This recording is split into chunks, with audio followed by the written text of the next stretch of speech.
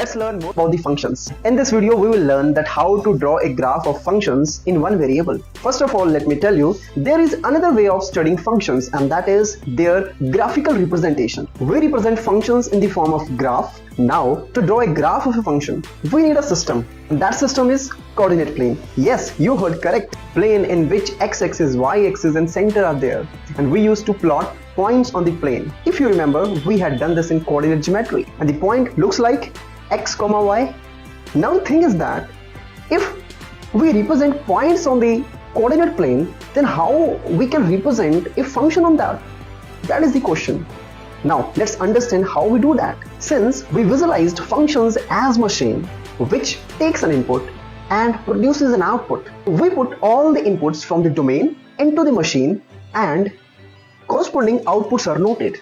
We now make points in the format input comma output. That looks like point x comma y, and that is what we wanted. Take an example for the better clarity. Let a is equal to set of real numbers, b is equal to set of real numbers, and function is x square. Now here, note that a is equal to set of real numbers is domain.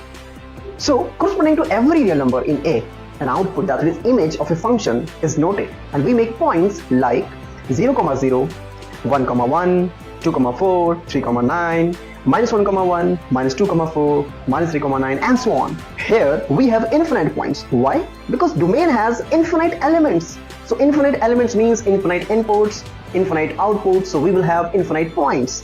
Yes or no? We now locate all these infinitely many points on the plane. Now these points are infinite in numbers and are so closer that it appears that as if it is a curved line. Practically what we do, we trace all these points and a curve is obtained which is called the graph of a function. So here you can see that we have got a graph of x square, which is actually the parabola. Simple idea is that collect all the points from the function's input and output and locate these on the coordinate plane and trace all the points.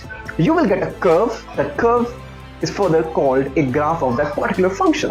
I hope you understood that how to make a graph of a function on a coordinate plane. We will continue in part number 5. Don't forget to subscribe. I'll see you again.